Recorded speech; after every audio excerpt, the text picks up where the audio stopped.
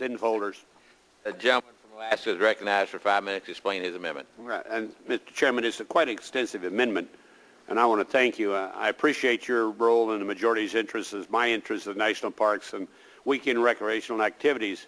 But again, I'd like to remind my colleagues that this committee has jurisdiction over all federal lands, including those lands containing tens of billions of barrels of untapped American energy.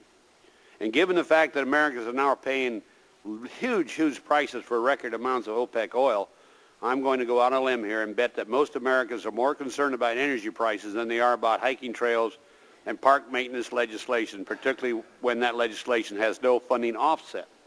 As for those Americans who can still afford to gas up the Queen family truckster for a family road trip to one of our national parks this summer, I'm sure they wouldn't mind if the cost of this bill were covered by federal reserves collected from American energy companies. So, Mr. Chairman, I'm offering this amendment really to do two things.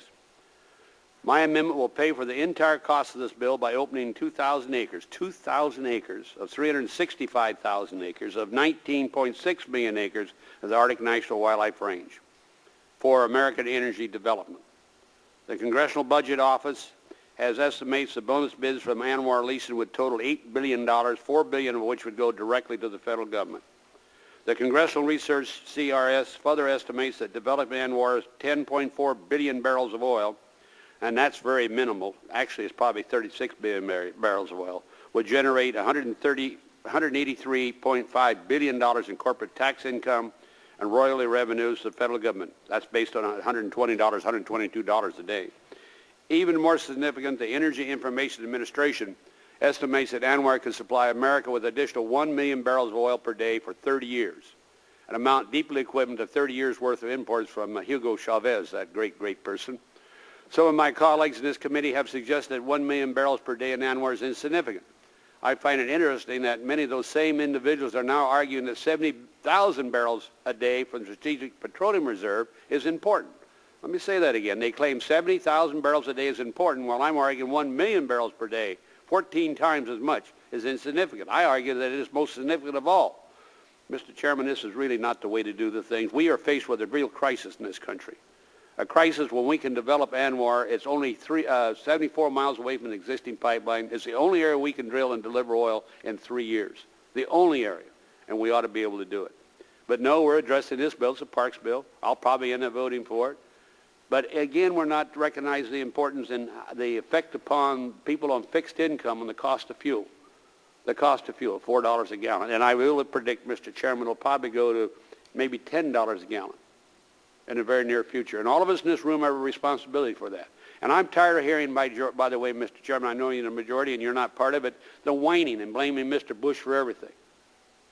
We're pandering. We're not solving the problem.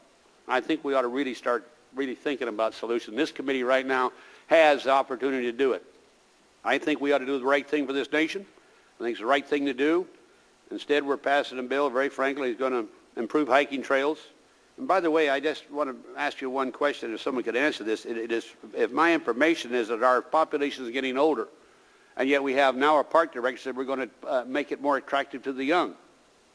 What are we going to do about the baby boomers? Are we going to have accessibility in these parks? Are we going to have trails that are accessible with those who are handicapped? Are those the things going to be addressed, or are we going to take and try to just get the young involved? And Mr. Chairman, again, I know this doesn't have much of a chance, but I want my members on this side and those on that side that have an interest in solving an energy problem to vote to open ANWR. It's long overdue.